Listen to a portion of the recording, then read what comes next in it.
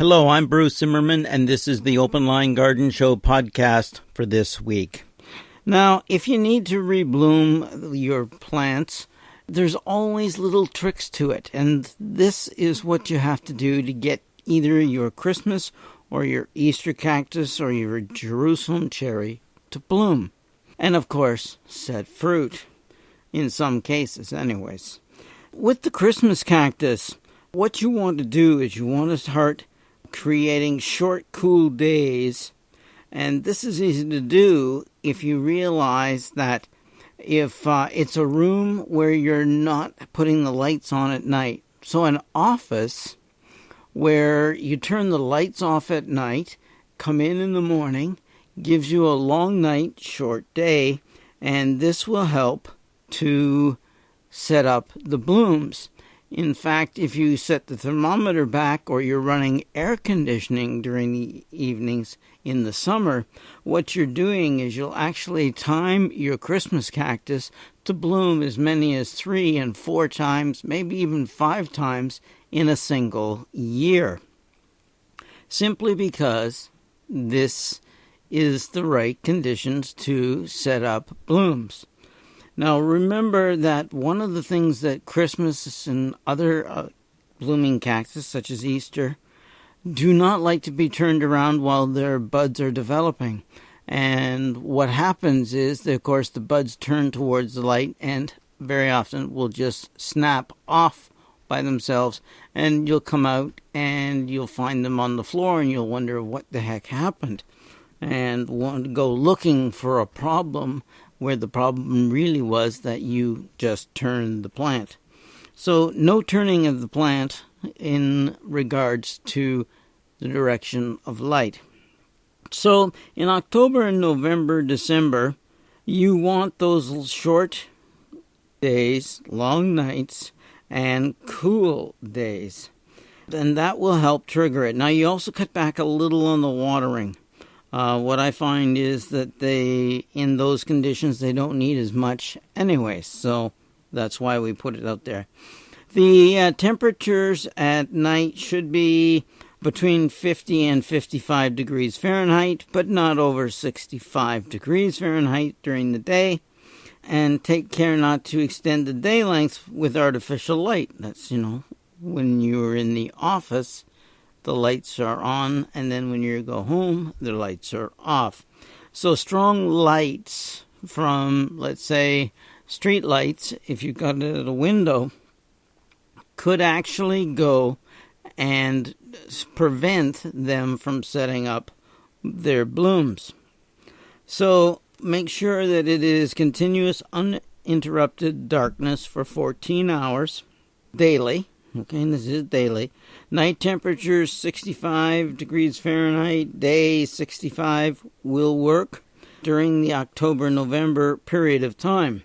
So what you want to do is you want to go and do that to develop the flower buds and set it up and get it to bloom. And as I said, if you do that, it will actually set blooms several times a year, depending on the conditions that you maintain. The one person that I knew who did that with this Christmas cactus over her desk at work was finding that she could get at least 4 sets of blooms a year. So that's pretty good. With Easter cactus, now these guys look like and are similar to the Christmas cactus. You want to keep their temperatures at 50 to 55 degrees at night, not over 65. They too want the short day, long nights. So that is probably what they're going to look like. They need 2 months before setting it up to flower. So you want to start 2 months before, let's say, Easter, to get them to bloom right on Easter time. So it is 14 hours of continual darkness, uninterrupted. It's very important, because if you interrupt it, you start again at the beginning. Night temperature 60 degrees Fahrenheit, 2 months, and that would initiate flowering, and it should start to bloom for you somewhere around 2 months after you've done this. So this means that you should be able to do the same thing you do with your Christmas cactus. Get several of the sets of flowers throughout the year. With Jerusalem cherries. Now, when the fruit's gone, okay, on this guy, you want to cut the plant back to quite short. They say around 3 to 4 inches. This depends on the size, the health of the plant, and of course the amount of light and time of year, but basically about that. It goes outside after chance of frost. These will not tolerate even the light frost. It goes outdoors. Pinch the growing tips throughout the season until June. This encourages branching, and what this does is the more branches, the thicker, the neater, the better shaped plant you get, and of course you're getting more flowers, more fruit from the multiple tips, right?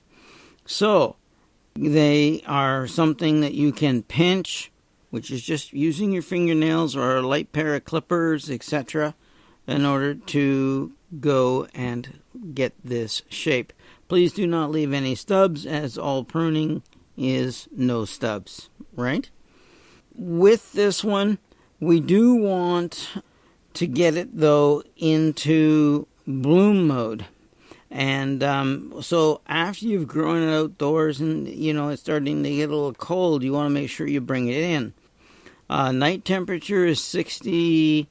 Night temperatures could be that low, but it would be better if it was just a little higher.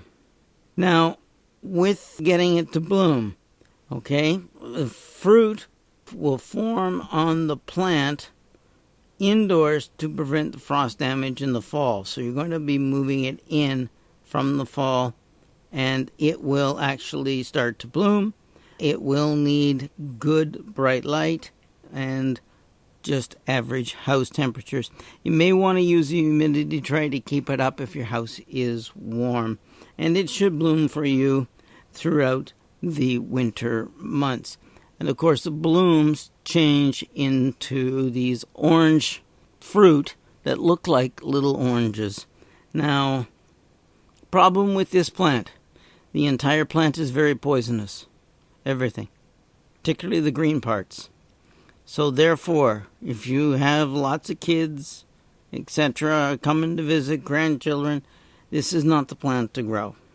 Definitely not the plant to grow. Avoid this one and go with the Christmas and Easter cactus. You're much safer. With gloxinias, I like to do these guys because you can buy the corms. They will get pushed into the soil surface. They will go, and because you want to repot them, get them up into nicer soil. But you got to make sure they're only half covered. You don't want any water getting into the crown. Keep them moist. But you're going to need lots and lots of light. So they're going to need good bright light, probably under artificial lights while they're growing.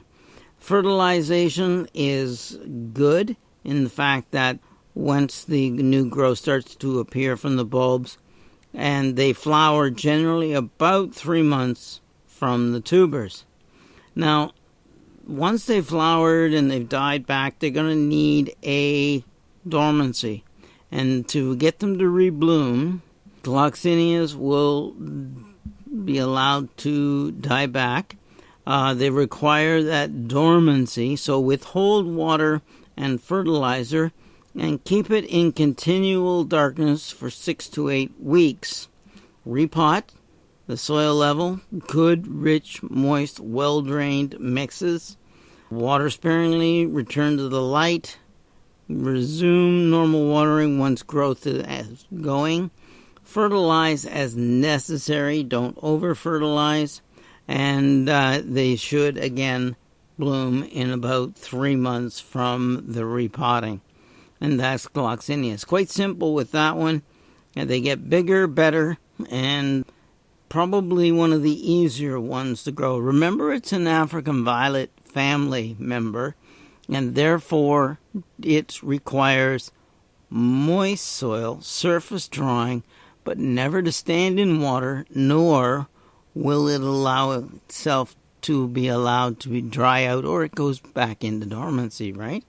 So, Gloxinias, a couple of tips there. I'm Bruce Zimmerman. This is the Open Line Garden Show podcast for this week.